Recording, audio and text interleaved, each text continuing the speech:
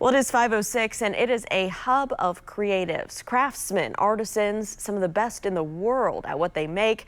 And they descend on central Indiana of all places in the warm weather months. Come with me as I show you a little hidden gem in Johnson County.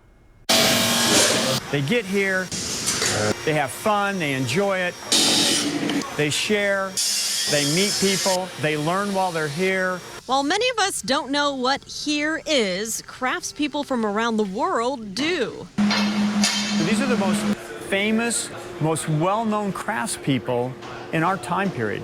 Mark Adams School of Woodworking and time-honored crafts sits on a quiet 17 acres in rural Johnson County. It's where 130 instructors who are some of the best in their areas of expertise come to share what they know. The school itself boasts more than 40,000 alumni. We have a 92% return rate, so when people come, they're going to come back again. It's a niche space for creators. Well, what's special about it is the creative spirit. While Mark Adams spent his career in manufacturing, he grew up in a creative family where they took pride in making things by hand. And it doesn't matter if it's in wood or any other medium. I just like to make things. And so he and his wife run the school without any corporate sponsors. Everything is funded through tuition. So I pay for every piece of sandpaper, I pay for every piece of equipment, everything. That way, the education here is pure. From woodworking to glass blowing to leatherwork. You name it, and we do it here. To a service project from the heart, led by one of their former apprentices. The best way to learn is hands-on.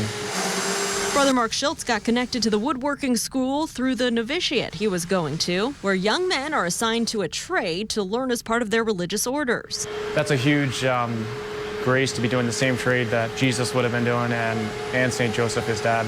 And one of his first big projects led to the creation of pews for a new seminary. Honestly, it was a miracle how quick things went together. And this summer, he returned to the school for a new assignment, 120 beds for a seminary in Virginia.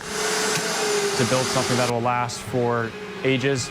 The class quickly filled with volunteers who not only dedicate a week in their summer to the project, but also a donation of their own to the seminary. They're volunteers and they'll work till 6, 7 o'clock at night, nonstop.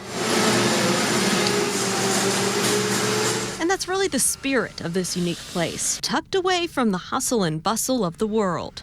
That's why Adams felt the need to create this space more than 30 years ago. And there was a real need in our country to perpetuate craft. And so whether it's a bed, a metal fire pit, a window, or a clock, the passion poured into these handmade pieces create treasured crafts for generations to enjoy. When you make something by hand, there's more meaning to it.